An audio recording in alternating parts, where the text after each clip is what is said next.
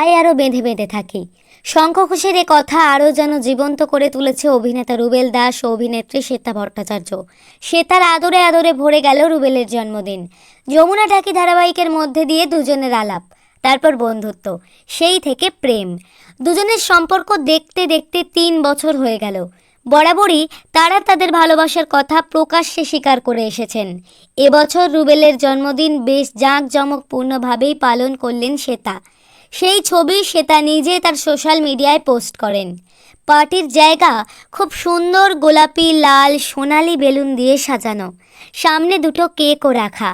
কোনো ছবিতে শ্বেতাকে মিষ্টি করে চুমু খাচ্ছেন রুবেল, আবার কোনো ছবিতে মা ও শ্বেতাকে দুপাশে নিয়ে মধ্যমণি রুবেল। রুবেলের জন্মদিনের ছবি শেয়ার করে শ্বেতা নিজে লেখেন, 5ই সেপ্টেম্বর তোমার জন্মদিন ছিল। আজ তোমাকে বিশেষ কিছু বলতে চাই। বাবাই, শুধু আনন্দে নয়, আমরা একসঙ্গে থাকব দুঃখেও। একে অপরকে 2 হাতে জড়িয়ে শুধু আনন্দের মুহূর্তই ভাগ করে নেব না, আমরা চোখের জলও ফেলব। তুমি আমার দুনিয়ার কেন্দ্রবিন্দু, যার একটুও বদল চাই না আমি। তোমার সঙ্গে কাটানো প্রতিটা মুহূর্তের জন্য আমি কৃতজ্ঞ।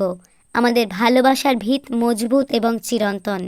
তোমার সঙ্গে কাটানো প্রতিটা সেকেন্ড আমি এভাবেই উপভোগ করি।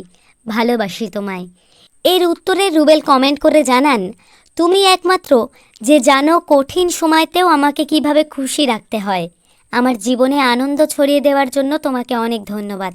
আমার পরিচিত সবচেয়ে আশ্চর্যজনক ব্যক্তিকে প্রতিটি দিনকে একটি বিশেষ দিন করার জন্য আমাকে এভাবে যত্ন এবং ভালোবাসা দেওয়ার জন্য ধন্যবাদ জানাই।